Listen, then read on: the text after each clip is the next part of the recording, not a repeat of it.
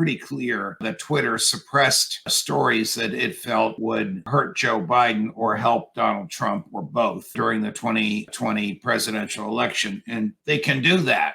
I mean, we're talking about the old Twitter, the Jack Dorsey Twitter. If it was owned by Democrats and run by Democrats and financed by Democrats and influenced by Democrats, they can do it, just as Fox News could put its spin in favor of Republicans and against Democrats on the news that it delivers. But two interesting phenomena have occurred with respect to Twitter in 2020. One is, it's pretty clear that the DNC, the Democratic National Committee, was intimately involved in advising Twitter about what stories to suppress. Again, it's a private platform, it can do it. It's also pretty clear that one of the people involved in suppressing stories is a guy named Baker, who was the Associate General Counsel for Twitter and a Democrat.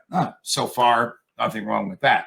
Except Mr. Baker's immediately preceding job was as general counsel to the FBI. So did he use any secrets or information he obtained when he worked for the government to suppress these stories hurtful to Joe Biden? Or was he a conduit for the FBI to bring about the suppression of stories? So here's the law. The law is it's a private bulletin board, Twitter. They can post what they want. They can take down what they want. They can refuse to post what they want. They can do it to help Democrats. They can do it to hurt Republicans. They can do it overtly or covertly. But if the government, not ex-government people, but current government people, are asking Twitter for favors, then we have a very, very serious constitutional issue. Why? Well, the First Amendment prohibits the government from interfering with the freedom of speech. It does not prevent Twitter from interfering with the freedom of speech on its own bulletin board. But if Twitter is interfering with speech on its own bulletin board as a favor to the government, presumably FBI agents that didn't want Trump to get reelected, this is hypothetical. If Twitter was doing this as a favor to these FBI agents, then we have what's called a symbiotic relationship. This hand is the FBI, this hand is Twitter. They're together. The FBI and Twitter are working together to enhance each other. If that's the case, then an injured party can ask the court to impose on Twitter in the future the same restraints that the First Amendment imposes on the government. What does that mean? That means that Twitter would not be able to suppress stories because of their content, because Twitter was caught acting as the agent of the government. The other interesting question is, we know what Twitter, if this is true, if it's true, in this hypothetical, we know what Twitter did for the government. What did the government do for Twitter? That's the interesting part. There needs to be a symbiotic relationship where they both benefit from this. So a liberal Democrat FBI agent may have benefited because his nemesis Donald Trump didn't get reelected, but he's using the power of the government in an illicit way. What favors did these people in the government who influenced Twitter offer to Twitter? Was it, we'll leave you alone? Was it, we won't investigate this? Or here's some interesting information that we came up with in our investigation of fill in the blank that you might want to know about. Again, these are all hypotheticals. I give you these hypotheticals to explain the law.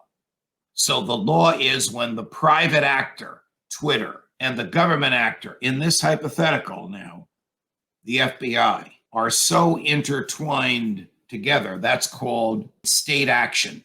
You don't know if what Twitter is doing is coming from its heart or is doing a favor for the FBI. And when that happens, and it's properly before a judge, the judge can impose the First Amendment restrictions on Twitter. So this might come to bite, ironically, Elon Musk. He owns Twitter now. If a court finds that Twitter was doing the FBI's bidding, they're not going to award damages to anybody. They're just going to enter an order prohibiting Twitter from suspending anybody's privileges or blocking anybody's postings on the basis of the content of the speech, or they'll interpose some neutral monitor in Twitter. So none of that is good. The government shouldn't be involved in Twitter. The FBI shouldn't be asking for favors from Twitter, and the courts shouldn't tell Twitter how to do their business. But Twitter may very well have shot itself in the foot here. Of course, this is the old Twitter that did it, the Jack Dorsey Twitter.